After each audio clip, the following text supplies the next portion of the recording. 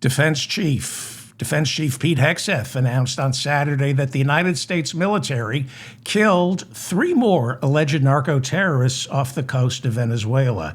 Hegseth made the announcement via Twitter, where he said 3 male narco-terrorists were eliminated with no survivors.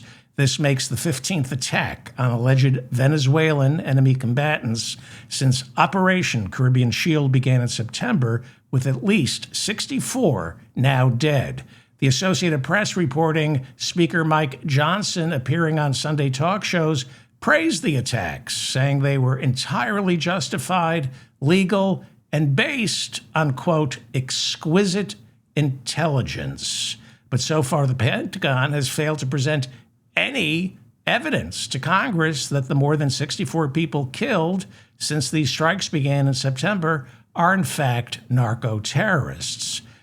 According to the War Powers Act, a military incursion without congressional approval can only last 60 days, and then it requires a vote from Congress to continue. Well, we're now coming up on 60 days since Trump's splendid little and illegal war against Venezuela began. The 60-day clock is running out, so Trump's Justice Department notified Congress last Wednesday that war powers provisions don't apply to these specific airstrikes because none of our troops are in harm's way. They're hundreds of miles away from enemy combatants. Trump's interpretation of the War Powers Act is presidents can only be restrained by Congress when American soldiers have been deployed.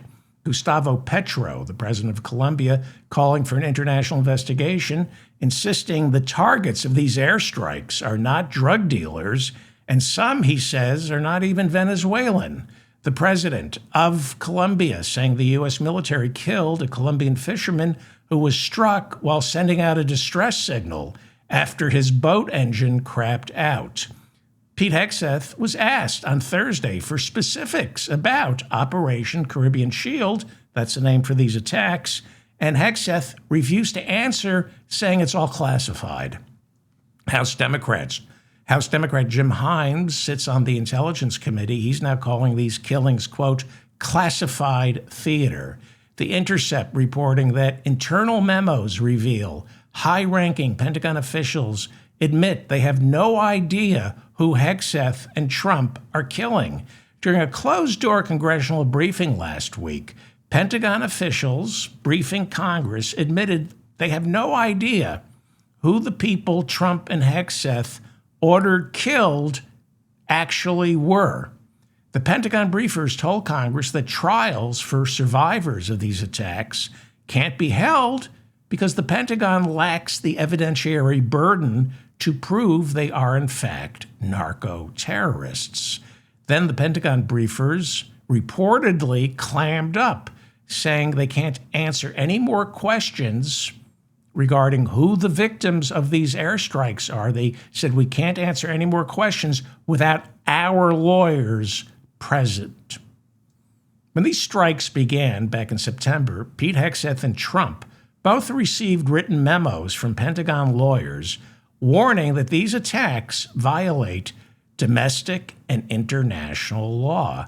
And there are new reports coming out of Washington that suggest many of the officers participating in these airstrikes could be subject to court-martials. It's against Pentagon policy. It's against the law to obey an illegal order. California Democrat Senator Adam Schiff is demanding answers. He is now accusing the Pentagon of stonewalling, and he says the Pentagon refuses to answer questions that Congress is entitled to. CNN reports Hegseth on Friday officially barred Pentagon officials from briefing any member of Congress about Operation Shield without getting clearance from the White House. Not clearance from the Pentagon, clearance from the White House. It has to be cleared now through the White House. This is all part of Project 2025. The idea of Project 2025 is to streamline the entire federal bureaucracy, including the Pentagon, having all executive branch functions run through the Oval Office. No delegation of authority. Nothing gets done unless it's cleared through Donald Trump. Not going to end well. Despite the Pentagon providing little to no consultation with Congress, Speaker Mike Johnson abdicated his constitutional responsibilities by praising these attacks with blind obedience, claiming they, quote, prevent tons of fentanyl from reaching our kids. Yet he can offer no proof of that since he hasn't been presented with any. As mandated by law, he's supposed to be presented with that evidence. Meanwhile, Hegseth peacocked last week, boasting he's disrupted narco-terrorists with precision strikes. He pointed out one off the coast of Trinidad killed 3 Venezuelan drug dealers, sunk their boat, which he said was carrying 1.2 tons of cocaine. Venezuela, however, insisted it was a fishing boat. When asked about this, Hegseth said it wasn't a fishing boat. I could prove it, but it's classified. The State Department, working with the Drug Enforcement Agency, issued a report in March of this year saying less than 1% of fentanyl makes its way into the United States from Venezuela. The report said all intelligence shows the primary source of fentanyl are the Mexican cartels. This doesn't matter since Venezuela has the world's largest known proven oil reserves, bigger than Saudi Arabia's. We're talking about hundreds and hundreds of billions of gallons, which they nationalized in 2017. Trump was put in office by oil companies to deny climate change and electric vehicle subsidies and topple the Venezuelan regime so those oil companies can reclaim the billions of dollars worth of assets confiscated by Venezuela when they nationalized their natural resources. How dare Venezuela think it's theirs? So, is there going to be a land invasion? Trump's one skill is sowing confusion. He is a merchant of chaos. He'll tell Zelensky that Ukraine can't defeat Russia. Then Trump will return from the UN General Assembly in September and declare, no, Ukraine can win, and they won't have to cede a single inch of territory. Then he promises Zelensky Tomahawk missiles. Then he decides against the Tomahawk missiles, saying Ukraine can't win. So now the White House is sending mixed signals on a Venezuelan land invasion. The Miami Herald reported that war with Venezuela can happen at any moment. White House sources telling the Miami Herald that the White House has isolated 5 military targets inside Venezuela, some near Caracas, where Trump officials insist the military is running drugs. But then he tells 60 Minutes Sunday night, I don't see us going to war with Venezuela anytime soon. Excuse me, we're at war already. Or at least Trump is at war, despite 58% of Americans telling pollsters from Reuters they don't want a war. Brazil's Foreign Minister, Mauro Vieira, was rebuffed by our State Department in late October after he offered to mediate peace talks between Venezuela and the United States. Jair Bolsonaro, the former president of Brazil, known as Trump of the Tropics, is under house arrest, awaiting appeal after he was found guilty of attempting to overthrow the Brazilian government after losing his 2022 re-election campaign to the current president, Luiz Inácio Lula da Silva.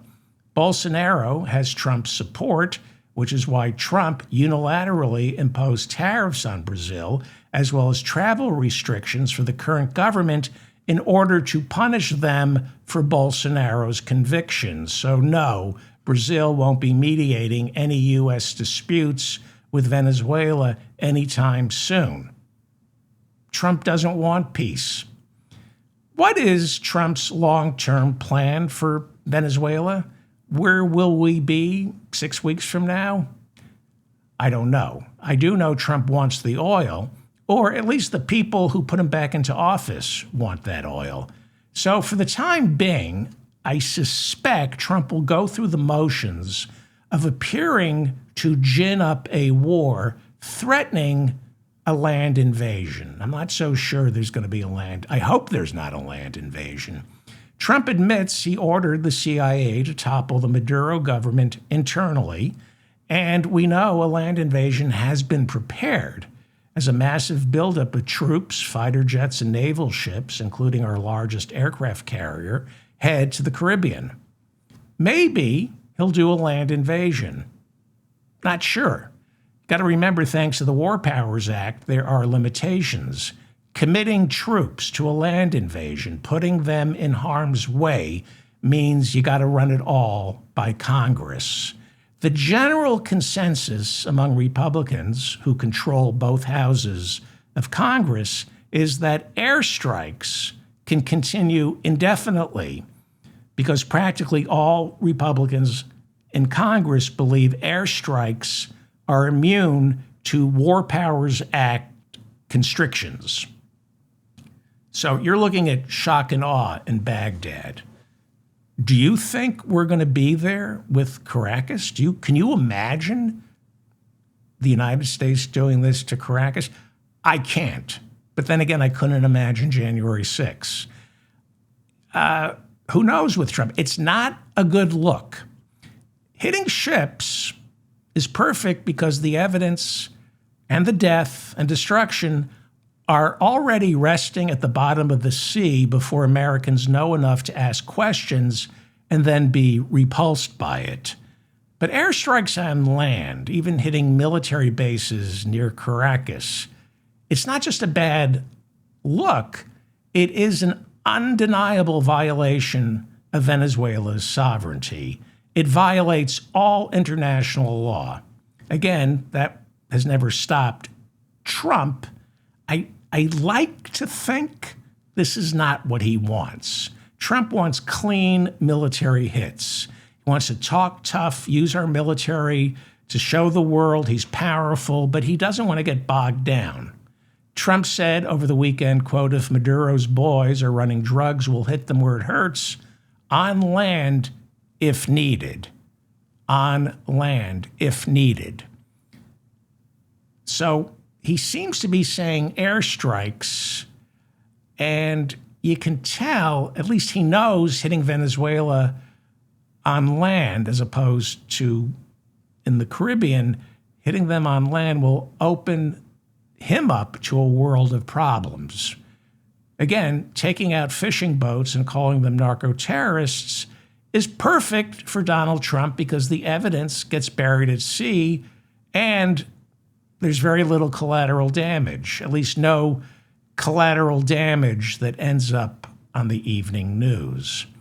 As I keep reminding my listeners, wars are never won from above.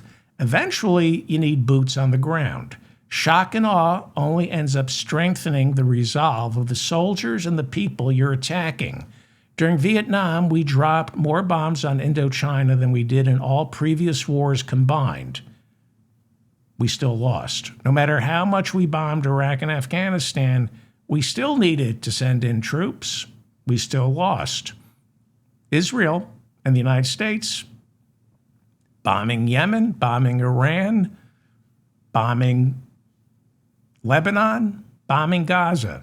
Hezbollah is still around. Hamas is taking a leadership position as the ceasefire barely holds. Iran is not allowing in UN weapons inspectors, and the Houthis in Yemen still launching missile attacks on Israel and ships in the Red Sea. Cannot win a war dropping bombs. People want to think you can. Can't. By the time you hear this, a land invasion of Venezuela could already be taking place. But I need to think Trump is just putting on a show for the oil companies and the American people because he knows there's only so much he can do. It's one thing to drop bombs on innocent people in the Middle East or Afghanistan. It's another to hit Caracas. Plus, the last thing Trump wants is a flood of refugees from a bombing campaign in Venezuela. Then again, who knows what this imbecile is thinking? Blowing up fishermen and calling them narco-terrorists, plays well with his idiot base. Wanton, indiscriminate bombing creates the illusion of strength. It tricks people into thinking Trump's actually doing something about the drug trade. He's not. Trump understands it's much easier to declare war on imaginary enemies because imaginary enemies are so much easier to defeat. Politically, this works.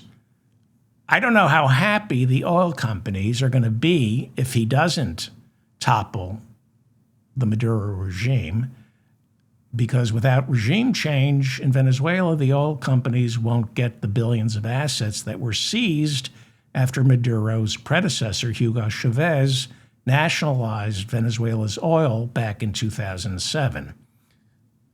But Trump loves to bomb, declare victory, and then get out. He loved bombing Iran over the summer. Again, that didn't stop Iran's nuclear program. They're still not cooperating with UN weapons inspectors, but nobody knows that. Trump got to look tough.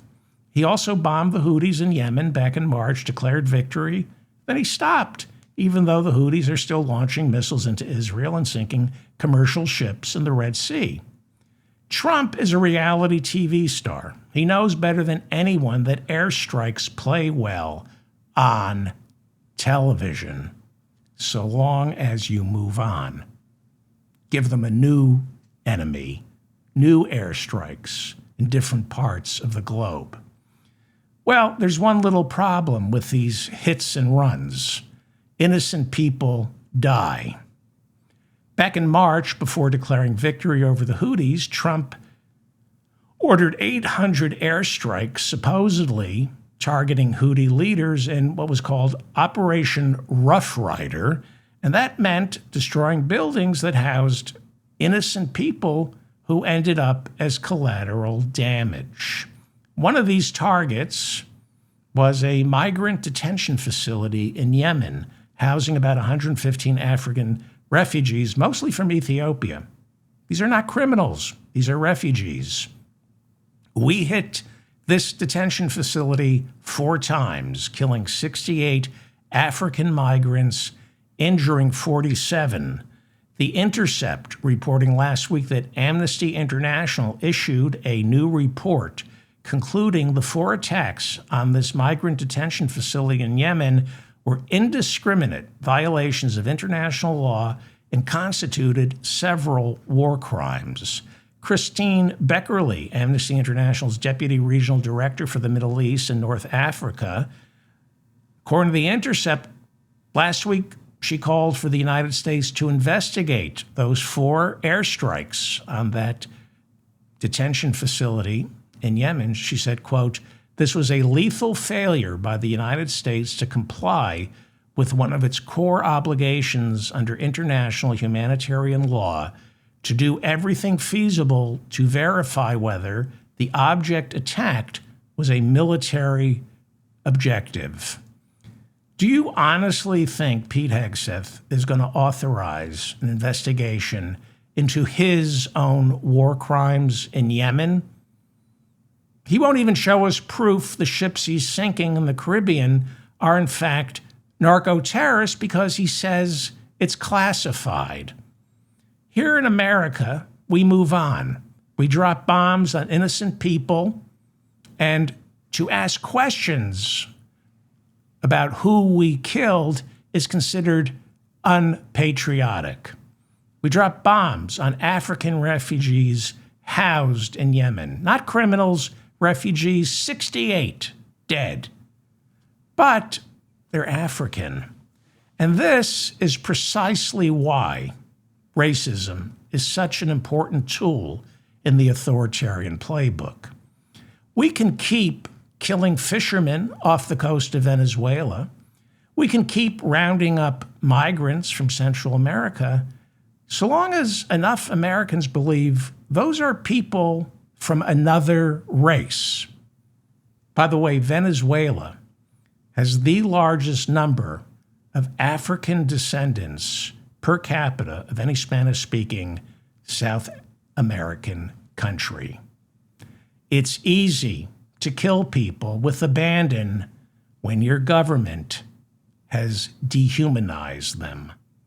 I'm David Feldman, reminding you to stay strong and protect the weak. Please leave a comment. I read all your comments.